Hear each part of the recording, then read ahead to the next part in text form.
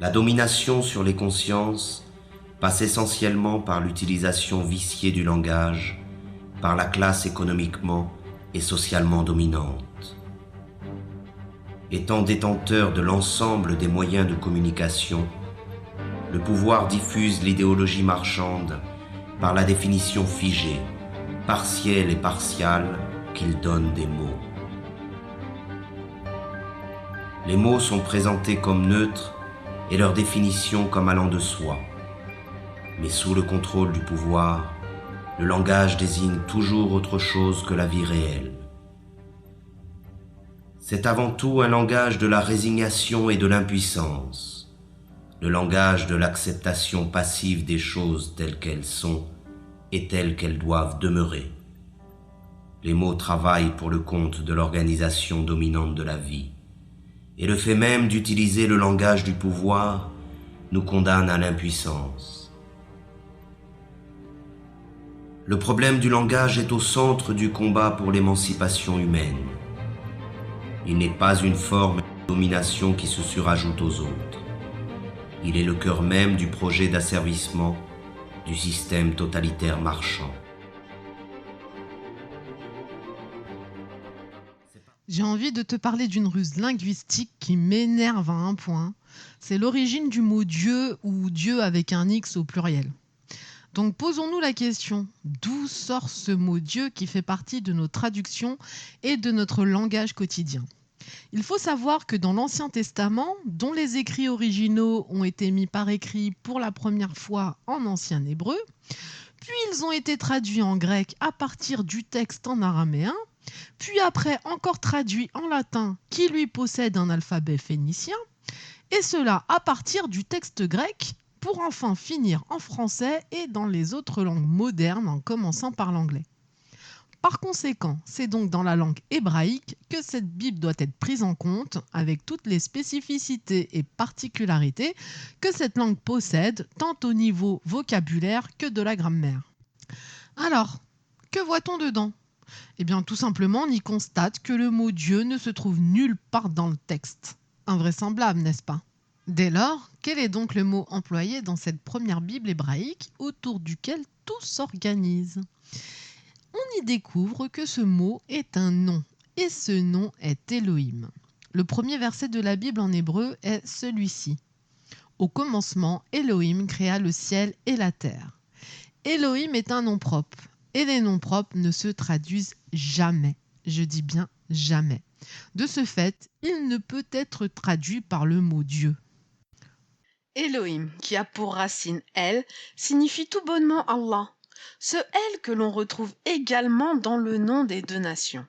La nation de Jacob, Yacoub, Israël, alayhi salam, qui signifie « Il fera d'Allah son maître ». Et celle d'Ismaël, alayhi salam, qui signifie « Allah l'écoutera ». Une partie de notre héritage est enracinée dans le nom même de notre nation, Ismaël. Et le nom de notre identité renvoie à cette vérité absolue qui est celle que Allah écoute les musulmans. C'est un énorme avantage que les musulmans possèdent parce que les enfants d'Israël ne peuvent qu'espérer qu'Allah l'Omnipotent écoute leurs prières. Mais revenons au mot Dieu. Comment le mot Dieu a atterri dans notre Robert Dictionnaire de la langue française ? Faut savoir qu'il s'est infiltré insidieusement dans la langue française au IXe siècle, après s'être introduit en force dans le latin. Le mot Dieu était issu d'une très grande famille dont le lointain ancêtre Dei était originaire d'une branche indo-européenne. Jadis, le vieil ancêtre Dei symbolisait la lumière du soleil et les phénomènes qui s'observaient dans et sous le dôme céleste. Le premier-né de cette ancienne famille est notre mot jour. Il s'est formaté pour un usage courant en partant du latin diurnus, puis la dégradation phonétique fit son œuvre et passa de diurnus à iurnus, puis iur pour finir par jour.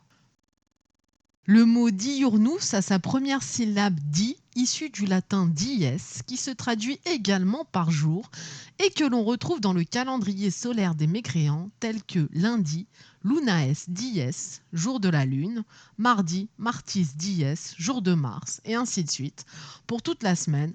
Mais on le retrouve également dans le mot mi, dit, quotidien, méridional. Le deuxième fils de la tribu Dei a bénéficié d'une incroyable publicité. Il s'agit de Jupiter, formé de Iour et de Pater, le jour père, c'est-à-dire le jour qui, par la lumière du soleil, engendre tout ce qui existe. Rien que ça. Puis le temps passa, et par une interversion de sens et une extension, le jour père se transforma en le père du jour. Les Romains, que l'Occident a pris pour modèle, ont intégré sous le nom de Jupiter le Zeus des associateurs polythéistes grecs. Le Zeus grec, qui se prononçait Zeus, a dérapé jusqu'à Deus, latin, prononcé Deus. Et c'est ainsi que recadré en langue française, sur la racine di, comme dans dies, la désignation du mot Dieu prit naissance du latin Deus. La racine di demeure toujours dans le latin divus, qui a donné deux filiations françaises, d'un côté devin, deviner, et de l'autre divin, divinité, divination. Le Deus latin est parent du théos grec, qui perdure en français dans apothéose, théologie, théocratie. Cependant, le théos grec se rapporte lui aussi à Zeus, qui se fait adorer par les humains. Tu peux facilement aller vérifier tout ça par l'étymologie des mots, une science extrêmement précieuse dans cette guerre des mots qui permet de connaître leur sens premier à l'instant de leur naissance.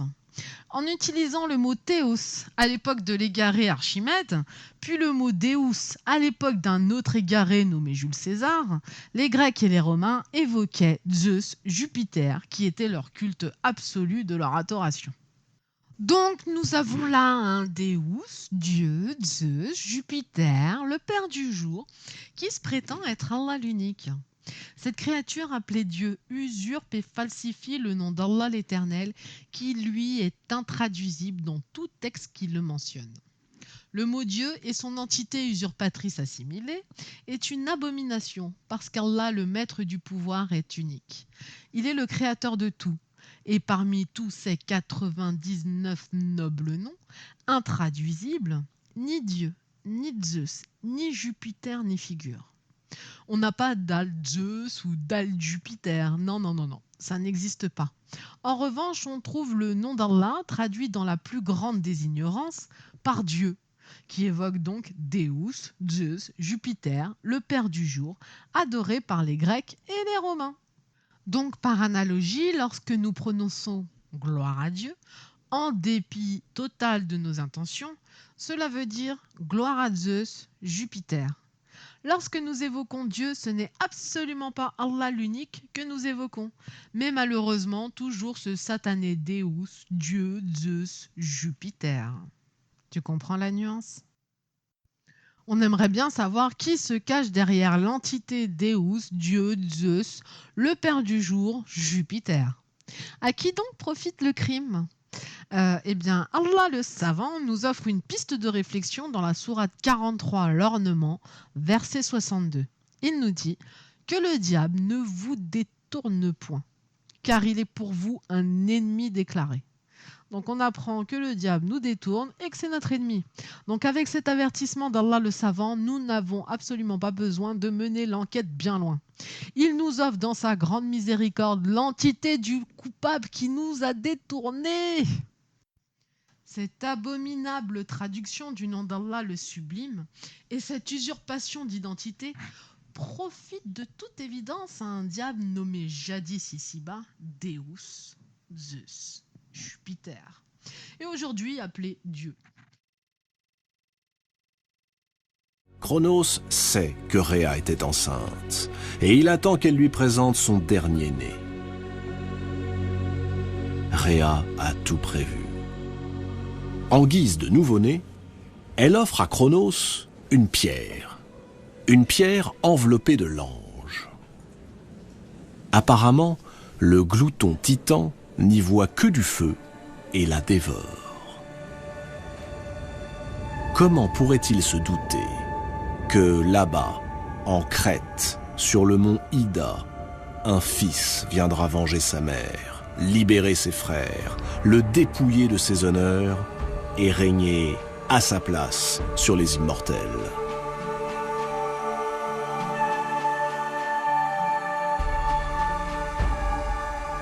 Dans les montagnes crétoises, Zeus grandit sous le regard protecteur de sa grand-mère, Gaïa, la terre-mère, et des nymphes. Il est nourri d'ambroisie et de nectar que lui apportent les colombes et les aigles.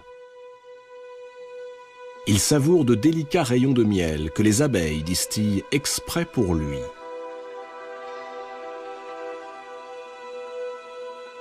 Et il boit le lait de la nymphe-chèvre Amalthée. Une fois devenu maître de l'univers, Zeus n'oubliera pas ses bienfaitrices. Amalthée sera hissée parmi les étoiles et deviendra la constellation du Capricorne. Il lui empruntera une de ses cornes et la donnera aux nymphes qui l'ont élevée. C'est la célèbre corne d'abondance, celle qui ne se vide jamais de ce que son possesseur souhaite boire et manger.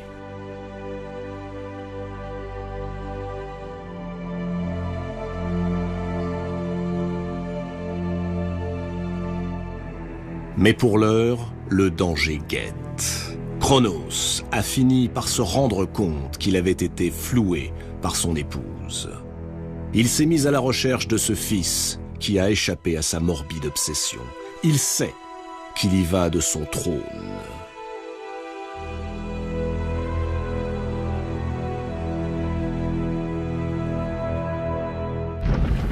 Cronos fouille, il soulève les monts et les collines, il scrute les mers, mais ne trouve rien.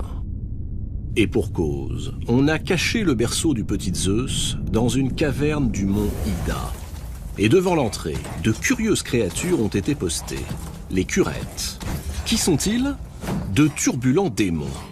Ils ont reçu l'ordre de se livrer à des danses guerrières en entrechoquant leurs lances et leurs boucliers afin de couvrir les vagissements du jeune dieu, que son père ne doit surtout pas entendre. Donc nous avons là un Deus, Dieu, Zeus, Jupiter, le père du jour. Il s'est fait adorer par les polythéistes grecs, puis par le reste du monde. Ces mécréants possédaient une multitude de diables usurpateurs des qualités d'Allah l'unique à adorer. Ils possédaient toute une collection de diables de l'Olympe à glorifier, avec Deus, Dieu, Zeus, Jupiter à leur tête. Et ce sont ces mêmes diables que notre société moderne nous fait adorer tous les jours par leur calendrier. La preuve en est dans la sourate 6, les bestiaux, verset 100. Et ils ont désigné des associés à Allah, les djinns, alors que c'est lui qui les a créés. Et ils lui ont inventé, dans leur ignorance, des fils et des filles. Gloire à lui, il transcende tout ce qu'il lui attribue. On va voir ensemble un autre point antinomique avec ce mot Dieu. En français, nous pouvons le mettre au pluriel, Dieu avec un X, donc plusieurs dieux. Ce qui est impossible avec le nom d'Allah, parce qu'en vérité, Allah est unique. La preuve en est dans la sourate 112, le monothéiste pur. Dit, il est Allah l'unique, Allah le seul à être imploré pour ce que nous désirons. Il n'a jamais engendré, n'a pas été engendré non plus, et nul n'est égal à lui. Ok? L'Éternel, Allah, possède les 99 plus beaux noms. Le 100e étant prononcé après la lecture intégrale du Coran. Ce que les mécréants appellent Dieu ou Dieu avec un X, ce sont des diables, des armées d'Iblis. Au fil des âges, le diable Iblis, celui qui ne sentira plus jamais l'odeur du paradis, avec sa cavalerie et son infanterie, ont tous rusé avec nous, les enfants d'Adam, alayhi salam, pour nous détourner de notre Créateur. Réfléchis bien à cette ruse linguistique. Le fait de dire Dieu, au lieu de dire Allah le tout miséricordieux, c'est de la pure association, du shirk inconscient. Donc à présent, tu connais l'étymologie du satané mot Dieu, Deus, Zeus, Jupiter. Tu ne pourras plus dire devant Allah l'omnipotent que tu ne savais pas. Donc au beau milieu de cette guerre linguistique qui nous est menée, c'est maintenant à toi d'œuvrer pour maîtriser tes mots.